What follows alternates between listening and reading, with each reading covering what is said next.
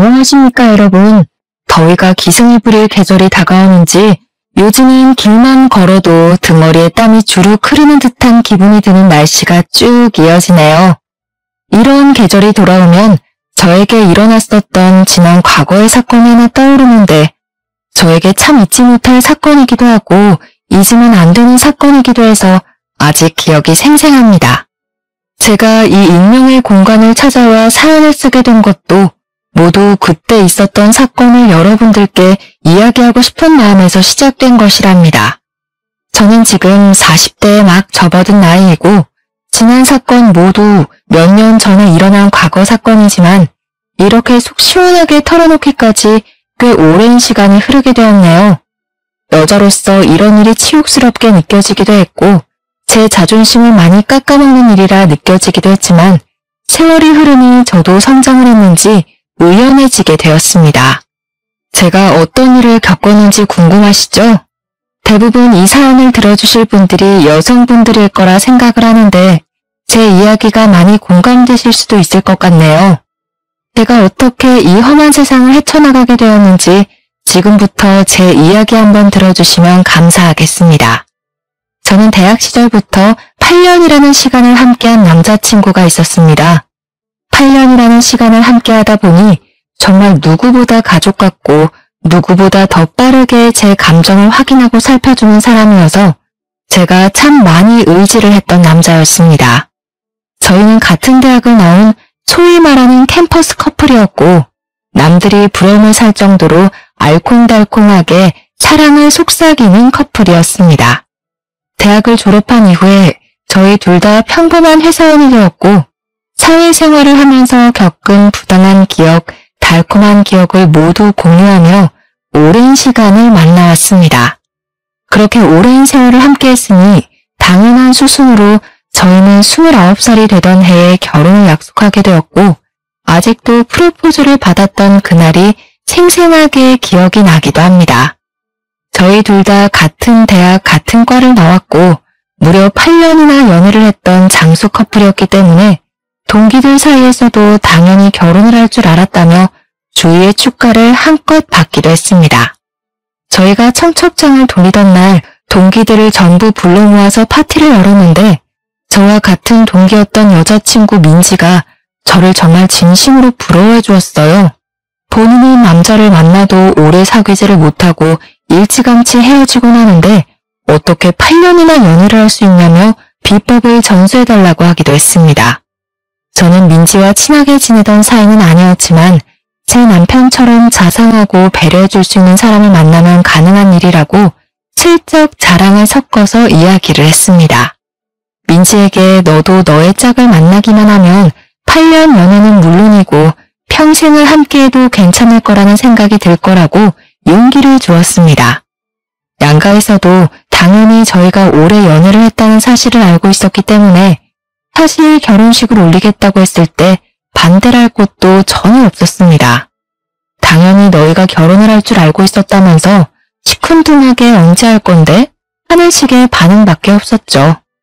뭐 조금 허무하긴 했지만 사실 그만큼 함께한 시간이 있으니 반대를 하는 것도 이상하죠. 거기다가 둘 다 안정적인 직장 생활을 하고 있었기 때문에 양가에서는 둘이 알아서 잘 살았으면 좋겠다고 말씀을 하신 이후에 일절 상관을 하지 않으셨습니다. 식장을 정하는 것부터 드레스를 고르고 웨딩 사진을 찍는 것까지 준비하는 내내 딴지 한번 걸지 않으셨고 저희를 믿고 맡겨주셨습니다. 하지만 신혼집을 구할 때만큼은 저희 부부도 스트레스를 받게 되었는데 대출 문제로 걱정이 많이 되었기 때문이었습니다. 물론 직장이 있으니 직장인 대출을 받으면 되긴 했지만 이자라는 게 만만치 않게 나가더라고요. 둘이 벌어서 빚 갚는 데에만 돈을 다 쓰게 생겼더라고요. 그때 저희 아버지께서 고민을 조금 하시더니 노후자금 목적으로 구매를 해두신 아파트에서 들어가 살아보라고 양해를 해주셨습니다. 사실 그 집을 선뜻 내어주실 거란 생각은 못했던 터라 마치 로또를 맞은 것 같은 기분이 들었죠. 일단 저와 남편의 신혼집도 해결이 되었으니 행복한 일만 남았구나 생각했습니다. 시작부터 아무 걱정 없이 술술 잘 풀리는 느낌이라 행복했는데 이 행복은 역시 아주 잠깐이었습니다. 모두의 축복 속에서 결혼식을 올렸고 누구보다 행복하게 살겠다고 다짐을 한 것도 잠시. 1년이라는 시간이 흘렀을 때 저희 부부를 뒤흔드는 사건이 일어났습니다. 그것은 바로 남편이 다니던 회사가 크게 부도가 나게 되면서 남편 회사 직원들이 대거 실직자가 되어버린 사건이 일어났기 때문이었습니다. 회사 내부 사정으로 인해서 다른 외국계 계열로 인수합병이 되었는데 그 과정에서 직원의 80%가 실직 통보를 받게 되었고 제 남편 또한 예외는 아니었습니다. 남편은 저에게 미안해했지만 저는 남편이 금방 취직을 할 수 있을 것이라고 생각을 했기에 제 외벌이로도 한동안은 버틸만하다고 생각을 했습니다. 저는 남편에게 잔소리를 하고 싶지는 않았지만 젊었을 때 돈을 많이 벌어놔야 하지 않겠냐고 취업 준비를 소홀하게 하지 말라고 몇 번이고 부탁을 했습니다. 남편도 처음에는 빨리 취업을 할 것이라고 걱정하지 말라고 저를 안심시키며 큰 소리를 떵떵 쳤습니다. 하지만 이제 저희도 나이가 있고 경력직을 뽑는 자리에는 더 쟁쟁한 사람들이 몰려들고 하니까 남편의 취업이 생각만큼 잘 되지 않았습니다. 거기다가 요즘 시대가 엄청난 취업난에 시달리는 시대라고 하지 않겠습니까? 진짜 사람을 뽑는 곳도 없었습니다. 남편의 백수 생활은 한 달, 두 달 길어지기만 했고 그러다 보니 자연스럽게 남편도 집에서 노는 생활에 적응을 하기 시작했습니다. 원래 사람의 패턴이 무너지는 데는 하루도 채 걸리지 않는다고 하지 않겠습니까? 몇 개월을 집에서 놀다 보니 완벽한 백수가 되고 만 것입니다. 남편이 실직한 지 6개월이 지났을 때 저는 더 이상은 참아줄 수 없다고 생각을 해서 그때부터는 마음속에 있는 말들을 거침없이 내뱉으며 잔소리를 하기 시작했습니다. 남편에게 자격증이라도 따야 하는 거 아니냐, 언제까지 이렇게 집에서 놀고 먹으면서 계획도 없이 허송세월을 보낼 거냐고 했습니다. 그러자 남편은 시댁에다가 요즘 제가 스트레스를 너무 많이 줘서 사는 게 버거울 정도라는 식으로 일러 바친 것이 아니겠습니까? 자기도 노력이라는 것을 나름 하고 있는데 와이프가 그걸 몰라준다면서 우는 소리를 한 거죠. 아니 휴대폰으로 아르바이트 사이트나 보고 있는 게 무슨 노력입니까? 차라리 이력서 같은 거라도 내고 구직 활동을 하거나 아니면 아르바이트라도 하면 제가 이해라도 하겠지만 그것도 아니었습니다. 그랬더니 시모가 저에게 버럭 성질을 내면서 이야기를 하시더라고요. 우리 아들한테 스트레스 좀 그만 줘라. 애가 살이 쏙 빠진 게 마음 아파 죽겠다. 남편 살이 5kg가 넘게 쪘는데요. 그게 뭐 자기가 편해서 찐 거겠어? 마음이 쏙 내려앉았다 뭐 이런 소리지. 앞으로 다 큰일 할 사람이니까 내버려두면 알아서 잘할 거다. 우리 아들이 어릴 때부터 말이야. 속 한번 썩여본 적 없는 진국 중에 진국이었어. 동네 아줌마들이 다 부러워했다니까. 말도 안 되는 소리를 하면서 남편의 편을 들어주는데 남편은 그 옆에서 자기 엄마가 최고라면서 알랑방귀를 뀌는 것이 아니겠습니까? 도대체 일러바칠 게 따로 있지. 부부간의 대화까지 일러바치면서 얄밉게 구는데 진짜 제 남편이지만 한 대 쥐어박았으면 좋겠다 싶을 정도로 짜증이 나더라고요. 그 이후부터 제가 무슨 잔소리만 하면 시모한테 일러대는데 한두 번은 시모의 남편 편드는 이야기를 들을만 했지만 날이 가면 갈수록 그 정도가 심해지더라고요. 나중에는 시모가 저한테 해도 너무한다면서 남편의 피가 말라야 멈추겠냐고 소리를 버럭 지르는 게 아니겠습니까? 너 우리 아들이 우습니? 연애할 때는 고분고분하게 굴더니 결혼하고 나니까 왜 우리 아들을 못 잡아먹어서 한달이야?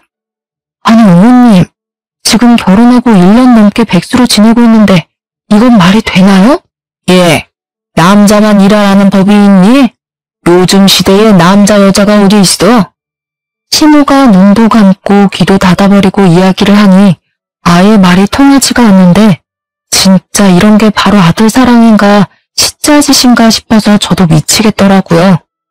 그러던 어느 날 대학 동기들과 모임을 가지게 되었는데 제가 결혼을 한 지 1년이 조금 넘은 상태니까 궁금한 게 많았는지 다들 눈이 반짝반짝 하더라고요.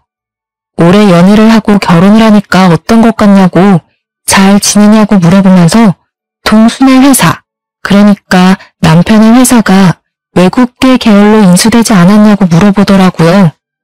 구조 조정이 엄청났다고 들었는데 괜찮은 거냐고 물어보는 동기들에게 정말 한숨만 푹푹 쉬면서 아무런 말도 하지 못했습니다. 그랬더니 동기들도 제 표정을 보고 알만하다는 듯 아무 소리 못하고 눈치만 살피는데 오히려 그런 부분이 저를 더 좀먹게 만드는 것 같은 기분이 들었습니다. 동기들에게 양해를 구하고 오늘은 집에 일찍 들어가 보겠다고 말을 하며 일어나게 되었는데 애들이 약간 동정심이랑 망해서 기분 좋다는 표정이 섞여 있더라고요. 순간 느껴지는 적대감에 어이가 없어서 이런 것들을 친구라고 생각하고 지냈나 싶은 마음이 들고 참 말로 설명할 수 없는 기분이 들었습니다. 원래 남의 불행이 본인의 행복인 사람들이 덜어 존재하기는 하지만 오랜 시간 친했던 친구들이 그럴 줄은 몰랐으니까요. 아무튼 서둘러서 그 자리를 떠나는데 민지 기억하시죠? 저랑 같은 과를 나오기는 했지만 별로 친하지 않았던 그 친구가 저를 따라 나오더라고요. 수정을 하면서 제 이름을 부르더니 할 말이 있다고 하더니 민지가 창업을 했는데 액세서리를 파는 쇼핑몰을 오픈했다고 하는 게 아니겠습니까? 상황이 이런데 설마 물건을 사라고 하는 건가 싶어서 시큰둥하게 그래서 어쩌라는 식으로 물어보았더니 민지가 웃으면서 그러더라고요. 친구 좋다는 게 뭐야? 나 지금 택배 업무랑 잡일을 할 사람을 구하고 있는데 혹시 동수가 시간이 되면 우리 쇼핑몰에서 일할 생각 있냐고 물어봐 줄래? 그 순간 저는 민지의 등 뒤에서 새하얀 빛이 보이는 듯한 기분이 들었습니다. 한마디로 제 구세주나 다름없어 보였죠. 민지는 사업장이 5인 미만 사업장이라 4대 보험의 혜택은 받을 수 없지만 업장이 커지게 되면 당연히 4대 보험까지 넣어주겠다고 하더라고요.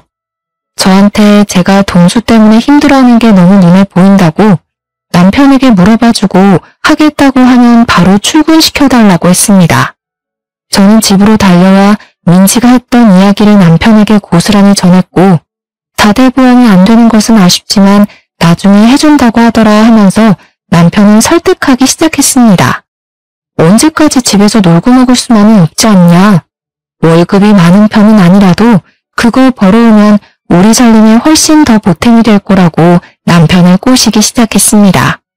남편이 귀가 솔깃한 건지 업장이 어디에 있냐고 물어보더라고요. 저는 민지에게 남편이 궁금해하는 모든 것을 물어봐주고 연결까지 시켜주게 되었습니다. 드디어 남편이 1년 3개월 만에 백수 생활을 청산하고 민지가 운영하는 액세서리 사업장에서 일을 하기 시작했습니다. 남편도 저랑 같은 학교 같은 과이니 민지를 알긴 알았지만 민지랑 친하게 지내던 사이는 아니었습니다. 물론 그건 저도 마찬가지였고요. 대학을 다니던 시절에 민지에게 추문 같은 것이 꽤 많았었는데 애가 여우다 남자를 밝힌다 이런 소문이 퍼져있기 때문이었습니다. 하지만 이제 저희 나이도 30이고 민지가 예쁘장하게 생긴 친구라서 질투심에 그런 소문이 더 붙었을 수도 있다고 생각을 했기에 별 신경을 쓰지 않았습니다. 왜냐면 그 잠깐 동안 민지가 저희 부부에게 보여준 진심이 너무나도 순수했기 때문이었습니다.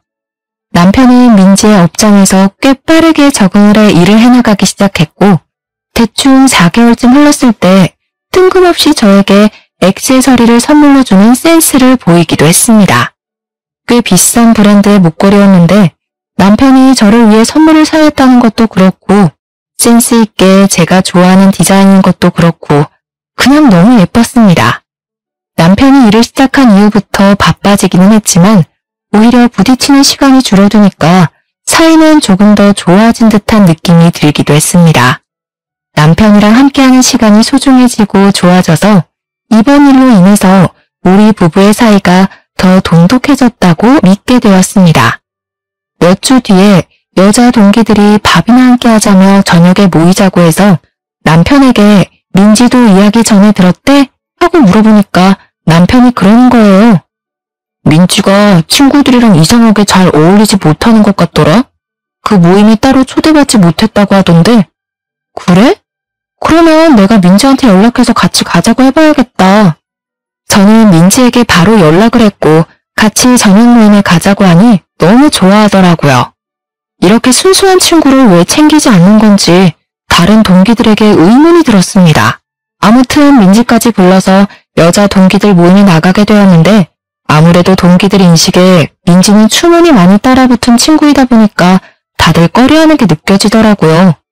제가 나서서 오해를 풀어줘야겠다 싶어서 일부러 더 민지를 챙기기도 했고 30이 넘긴 나이가 되었으니 이제 그런 뜬소문은 잊어버리자고 했습니다. 민지랑 한참 이야기를 하고 있는데 민지가 덕담하면서 셔츠 단추 하나를 풀더라고요. 근데 민지가 차고 온 목걸이 디자인이 너무나도 낯이 익은 겁니다. 남편이 저에게 선물을 해주었던 디자인과 똑같은 목걸이인 것이 아니겠습니까? 제가 빤히 쳐다보니까 그제야 제 목에 걸린 목걸이를 보더니 어색하게 웃으면서 같은 거네 하더라고요. 아, 나는 남편이 선물로 사줬어. 민지 네 덕분에 남편이 나한테 이런 선물도 다 한다. 아, 진짜? 나도 선물 받은 건데. 우연도 대박이다. 그날 분위기 좋게 잘 즐겼다고 생각하고 미련 없이 친구들과 인사를 하고 집으로 돌아오는데 동기 중에 한 명이 저에게 전화를 해서 받았습니다. 민지, 네가 데리고 나온 거라며? 우리 나이도 30인데 겉도는 동기들 하나하나 챙겨서 같이 놀면 좋지 뭐. 인맥이라는 게 어떻게 쓰이게 될지 모르잖아. 너 민지 소문은 알고 그러는 거야? 난 걔 좀 깨림칙해. 걔 대학 다닐 때도 말 많았잖아. 도대체 우리 나이가 몇 살인데 아직도 그런 걸 신경 쓰니? 수정이 네가 아무것도 모르네. 그거 뜬 소문 아니고 대학 다닐 때 캠퍼스 커플 브레이커로 엄청 유명했잖아. 나이 먹고서는 유부남이랑 불륜하다가 걸린 적도 있다던데. 정확한 사실인지는 알 수 없지만 그런 이야기를 듣고 나니 괜히 민지의 업장에 남편이 소개해준 것인가 하는 생각이 들면서 찝찝한 마음이 들었습니다. 여자의 촉이라는 게 진짜 대단하지 않습니까? 어쩐지 찝찝한 마음이 든다고 했더니 사건이 여기서부터 제대로 터지기 시작했습니다. 남편이 어느 날부터 계속 얼굴에 어두운 그림자가 드리우는 것이 아니겠습니까? 제가 남편이 수상한 행동이 참지 못하고 무슨 일이냐고 물어보았습니다. 사실 내가 그동안 말을 하지 못한 게 있는데 내가 용돈을 받은 거 모아서 주식 투자를 했는데 그게 진짜 초대박이 난 거야. 그래서 신이 나서 조금씩 돈을 모아서 투자를 했는데 투자금의 몇 배 이상의 돈이 불어나기 시작하는 거지. 그래서 내가 너무 신이 나서 그래서 내가 대출을 받아가지고 크게 투자를 한 번 했는데 그 회사 주식이 갑자기 고꾸라지면서 원금을 다 잃은 것도 모자라 대출 빚을 지고 말았어. 저는 그 말에 너무나도 충격을 받아서 한동안 정신을 차리지 못하고 멍한 상태로 남편의 얼굴을 바라보기만 했습니다. 저는 도저히 혼자 감당해낼 수 있는 수준이 아니라고 생각이 들어서 시댁에 이 이야기를 했는데 정말 시댁에서는 뻔뻔하게 나오는 게 아니겠습니까? 남자가 살면서 그런 실수도 한 번쯤은 할 수 있지. 너도 돈 벌고 있지 않니? 같이 벌어서 갚아나가면 얼마 안 걸릴 거다. 저희가 부모님이 노후자금이나 다름없는 아파트에 들어와 대출 없이 살기 시작한 이유가 돈을 모으기 위해서였는데 갑자기 여기서 예상치 못한 구멍이 뚫린 거죠. 저는 고민에 쌓여 결국에는 이자를 지불하는 게 더 손해라는 생각에 붓고 있는 적금을 깨겠다고 했더니 남편이 저에게 기가 막힌 묘수가 있다는 게 아니겠습니까? 저는 지푸라기라도 잡아야 한다는 심정으로 남편에게 묘수가 무엇이냐고 물어보았고 남편은 우리가 위장 이혼을 하면 된다고 말을 하더라고요.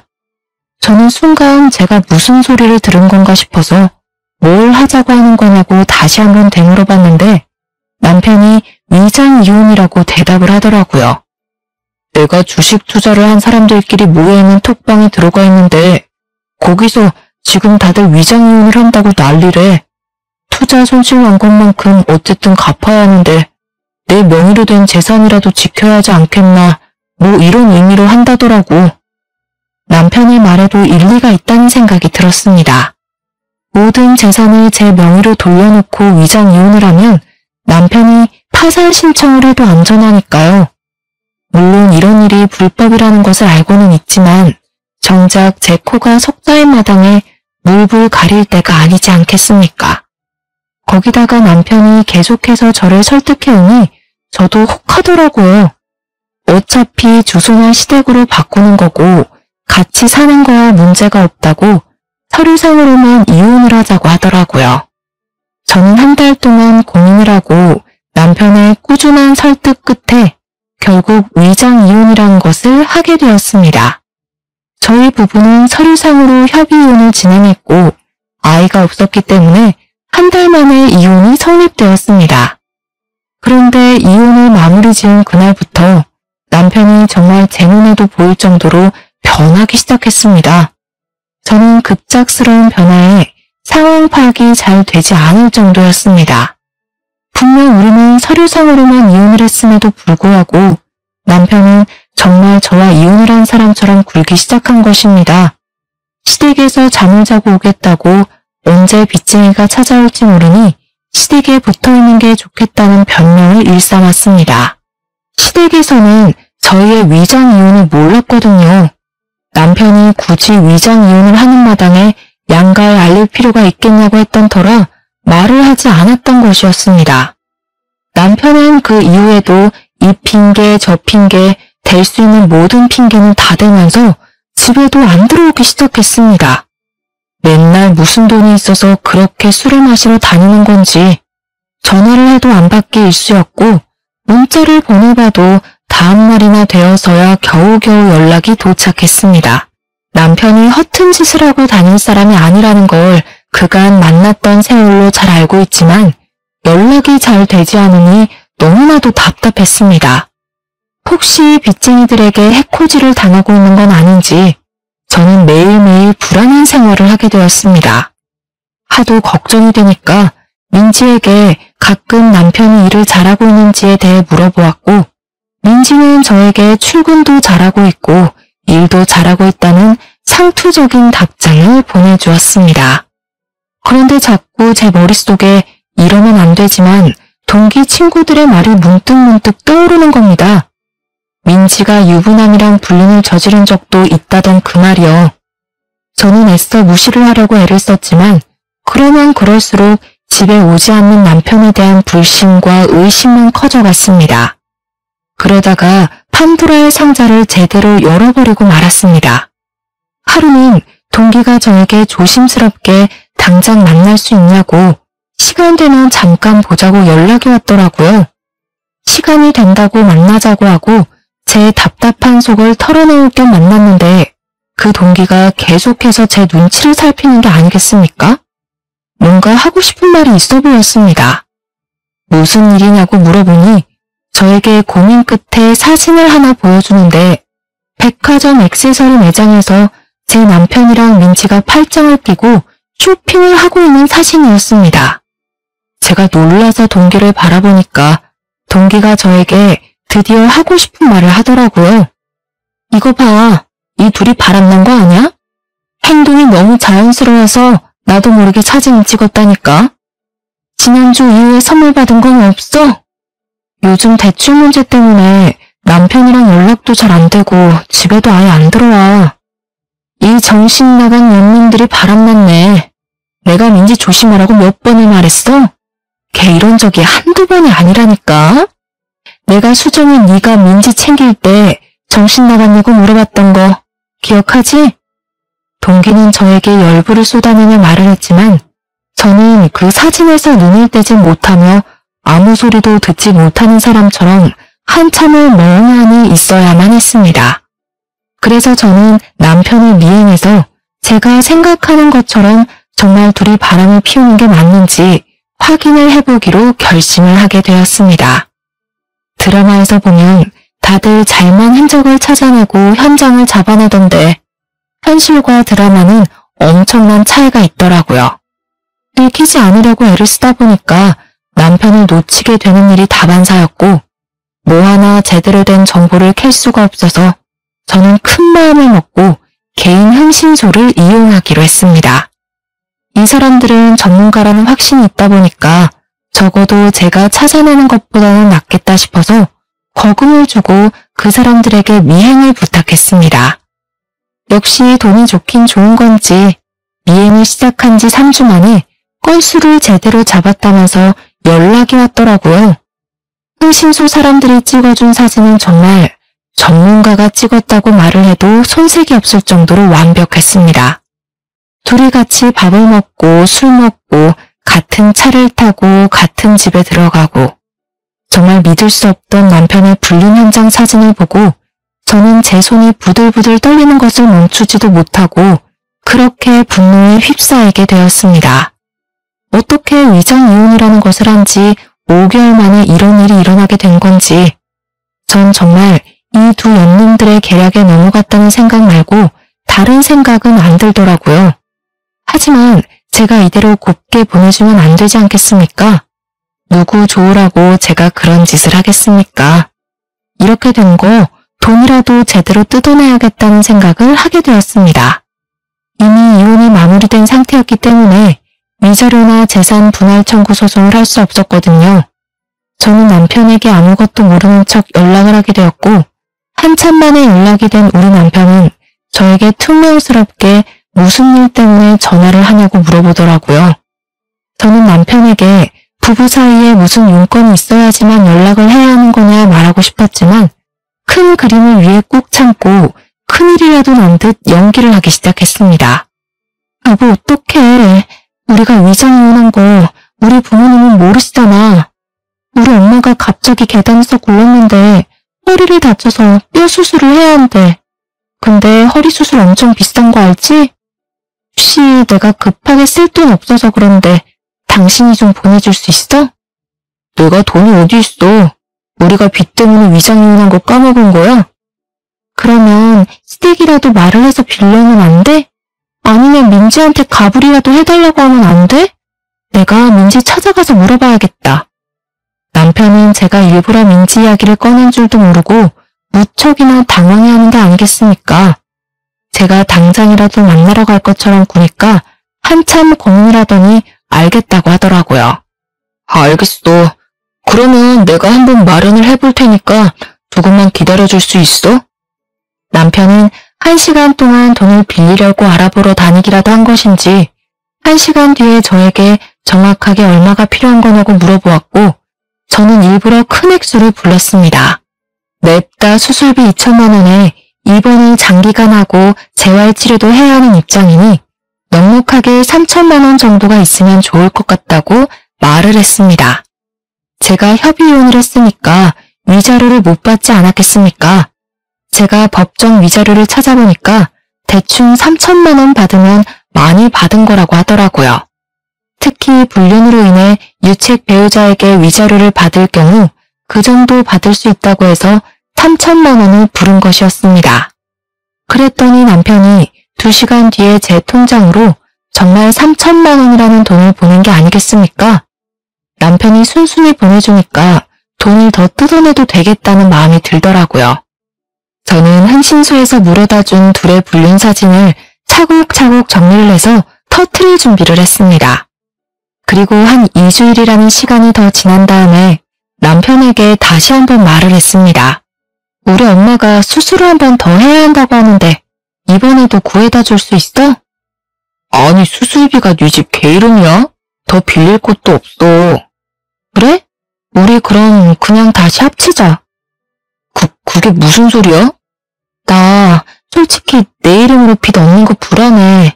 당신이랑 같이 갚는다는 든든한 보호막이라도 있어야 내가 버티면서 살 수 있을 것 같아. 당신도 혼자 대출 빚 가진 거 불안하지 않아?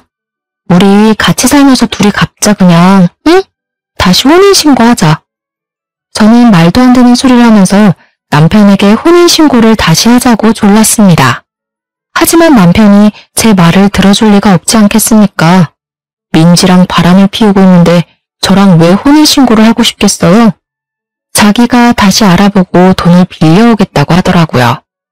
다음날 남편이 저에게 1,500만 원의 돈을 보내왔길래 저는 정신 나간 듯이 웃어젖혔습니다.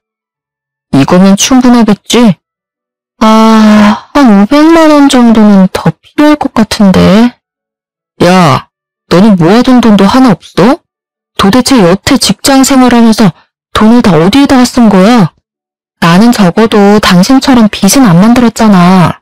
아무튼 500만 원 더 못 구해? 그럼 어떡해. 우리 그냥 다시 합치자니까. 나 불안해.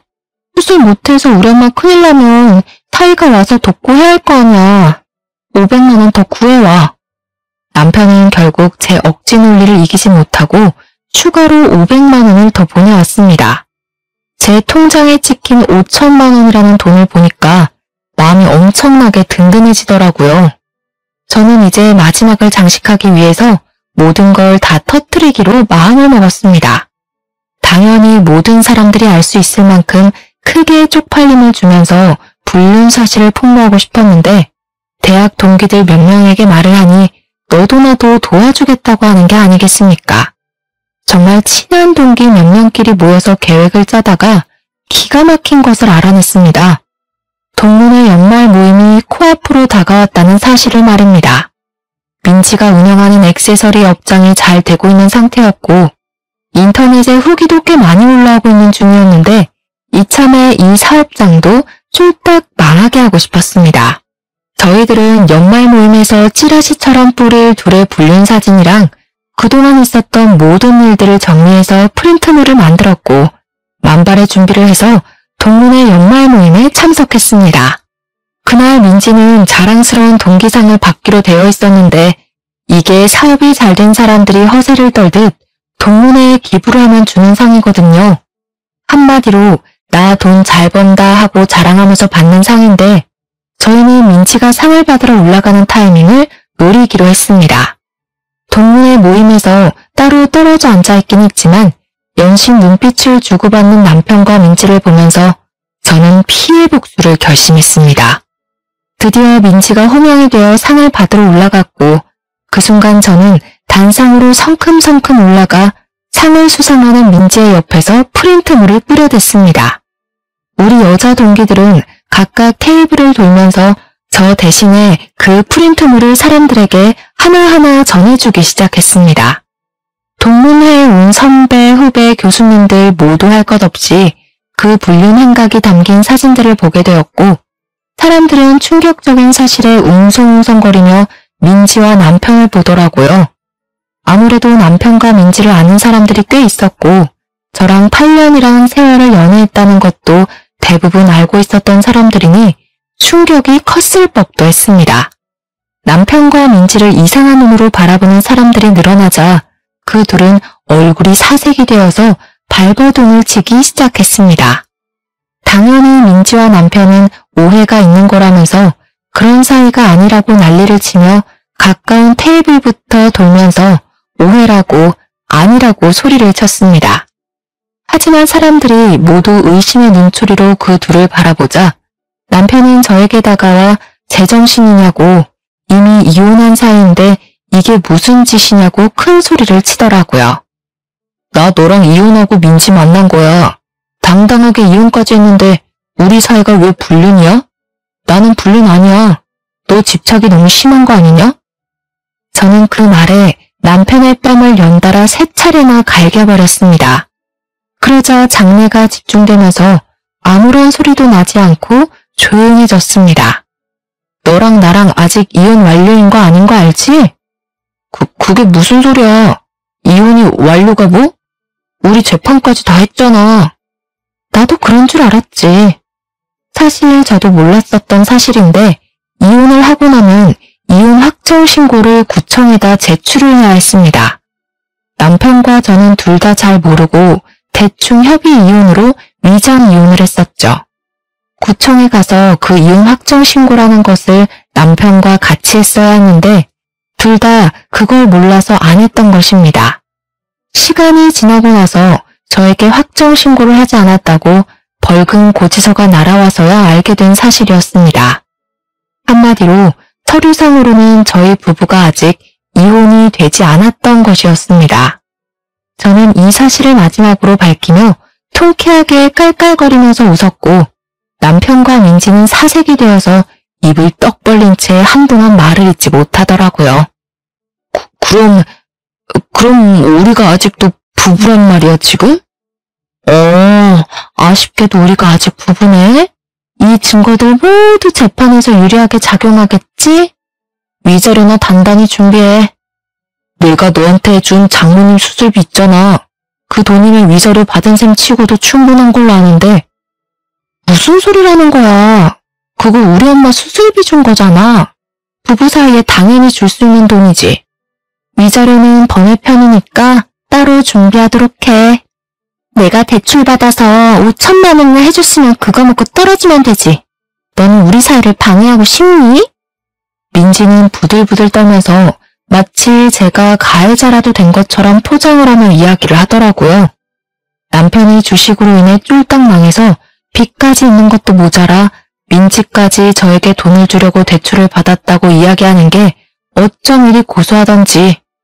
저는 민지와 남편에게 보란듯이 깔깔거리면서 너네가 빚을 졌던 어쨌든 내가 알 바는 아니라고 불륜 남녀의 비참한 최후라고 생각하라고 말을 하고 집으로 돌아왔습니다. 저는 저를 도와준 동기들에게 진심으로 고마움을 전했는데 동기들은 이대로 끝내기에는 아쉽다고 민지의 쇼핑몰에 테러를 하자고 하더라고요. 내가 SNS 스타인 거 알고 있지? 우리 딸 육아일기를 엄청난 팬들을 보유하고 있잖아. 자, 내가 SNS에 제대로 한번 올려줄게. 동기 친구 하나가 인터넷에서 영향력이 꽤 있는 유명인인데 쇼핑몰이 특정은 되나 누구인지는 아리송하게 SNS에 불륜 폭로 글을 올려주었습니다. 쇼핑몰 사장이랑 직원이랑 불륜 관계인데 그 직원 부인이 자기 절친이라고 글을 올려두니 정말 댓글이 정말 터지게 달리더라고요. 당연히 제 동기의 SNS를 구독하고 있는 사람들이 신상 정보를 하나둘 캐기 시작했고 곧 민지네 쇼핑몰에는 악성 댓글이 달리기 시작했습니다. 구매 후기에도 온통 불륜녀 투성이고 인터넷에 검색하면 자동 완성 기능에 땡땡 액세서리 불륜녀가 뜰 정도로 인터넷에서 화제가 되었습니다. 동문회 그 사건이 있었던 이후 딱 3개월이 지나서 민지네 쇼핑몰은 완전히 망해버리고 말았습니다. 저는 남편과 제대로 이혼을 다시 한번 하기 위해 이혼 소송을 걸게 되었고 위자료까지 받아내겠다는 일념으로 3천만 원을 청구했습니다. 남편이 이미 투자 실패로 인한 빚이 있고 민지도 저에게 5천만 원을 주느라 빚이 생긴 마당에 위자료 3천만 원까지 청구를 하니 시댁은 난리가 났습니다. 너네가 벌써 10수년을 함께한 사이인데 한 번만 눈 딱 감고 용서를 해줄 수는 없겠니? 우리 집안의 며느리는 너 하나뿐이다. 그동안 계속 저를 은근히 구박해온 시모가 깨갱하고 숙이면서 이야기를 하는데 고소한 마음이 들면서도 어이가 없더라고요. 저는 저 인간이랑 다시 합치고 뭐고 할 생각 전혀 없거든요. 돈이나 마련해 두세요. 민지와 남편도 저를 찾아와서 무릎을 꿇고 정말 사정사정을 했습니다. 사업장이 망한 데다가 갚아야 할 부자재 거래 대금도 있고 빚도 생겼다고 하면서 자기들이 사죄를 하겠다고 한 번만 용서를 해달라고 손이 발이 되게 빌었습니다. 저는 이참에 마지막 장식을 해야겠다는 아이디어가 떠올랐고 그들에게 물어보았습니다. 그럼 내가 너네 둘 헤어지라고 하면 헤어질 거야? 그러면 너네 둘이 서로 뺨 때리고 싸워봐. 그거 보고 내가 속이 풀리면 위자료 청구는 취소할게. 민지는 누나를 굴리면서 제 눈치를 보는데 그 말이 끝나기 무섭게 남편이 민지의 뺨을 확 치는 것이 아니겠습니까? 민지는 뺨을 얻어맞고는 지금 자기를 때린 거냐면서 남편의 머리채를 잡고 쥐어 흔들기 시작했습니다. 갑자기 둘이 치고받고 싸우면서 물어뜯는데 그걸 보고도 저는 별 감흥이 생기지 않더라고요. 통쾌하긴 했지만요. 도대체 얼마나 세기말 사랑인가 궁금했는데 고작 그런 걸로 서로 뺨 때리고 머리 쥐어뜯고 싸우는 꼴이 우습기만 했습니다. 제가 그 자리를 박차고 일어나 나오는데 갑자기 둘 다 거짓골을 하고 따라와서는 자기들이 이렇게까지 했으니 3천만 원 청구한 거는 물러주냐고 하더라고요. 내가 왜 그래야 하는데? 너네 둘이 싸우든 말든 헤어지든 말든 지지고 볶던 관심 없어. 나는 그냥 내가 받아야 할 돈 받는 거야. 너한테는 혼인 파탄 책임 위자료, 너한테는 상간녀 위자료. 그러고는 침 한 번 시원하게 그들의 발 앞에 뱉어주고 당당하게 뒤돌아 나왔습니다. 그 이후요? 당연히 제가 이혼소송에서 승소를 했고요. 위자료 또한 1천만 원을 받게 되었습니다. 조금 아쉽긴 하지만 법원이 호락호락하진 않더라고요. 그래도 1,000만 원이라는 위자료를 각각에게서 챙기게 되었으니 총 7천만 원이라는 돈을 그 둘에게서 뽑아낸 격이었습니다. 신혼집은 부모님 명의였기에 남편의 짐은 다시 댁으로 보내버렸고 저는 다시 친정으로 돌아와 직장 생활 열심히 하고 있는 중입니다. 남편과 민지는 둘이 서로 뺨 때리고 싸운 이후에 감정의 골이 깊어진 건지 뭔지 헤어졌다는 소문이 귀에 들려오더라고요. 남편은 폐인이 다 되어서는 저에게 울면서 한두 번 전화가 오긴 했었는데 제가 미쳤다고 그런 전화를 받아주겠습니까? 차단했습니다. 저는 솔직히 속도 많이 상하기도 했고 우울함이 찾아오기도 했었습니다. 그런 찌질이를 10년이 넘는 시간 동안 내 사람이다 하고 지낸 게 억울해서요. 이 마음을 훌훌 털기 위해서 저는 마음치료소에서 상담을 받기도 하고 새로운 취미를 하나 가져보라고 해서 테니스까지 시작을 했습니다. 몸을 안 쓰다가 쓰려고 하니까 삐걱거리기도 하고 멍도 들고 힘이 들긴 한데 운동하면 막 아드레날린이 샘솟는 기분이더라고요. 우리 부모님께서도 저에게 고생 많았다고 잘 대처한 거라고 해주셔서 지금은 진짜 마음 다 털고 행복한 생각만 하면서 살고 있습니다. 몇 년이 지난 지금 저는 여전히 대학 동기들과 잘 지내고 있고 남편이랑 민지는 얼굴도 들이밀지 못하고 쥐 죽은 듯이 산다고 하더라고요. 이래서 남의 마음에 상처를 주고 뒤통수를 치면 안 된다는 걸 다시 한번 깨달았습니다. 결국 자기들에게 부메랑이 되어서 돌아오지 않겠습니까? 앞으로는 다들 저처럼 당하지 마시고 부디 정신 똑바로 차리고 세상을 살아가셨으면 좋겠습니다. 그리고 만약 이런 뒤통수를 맞았더라도 꼭 의연하게 대처하시길 바라면서 저의 글은 여기서 줄이도록 하겠습니다. 감사합니다.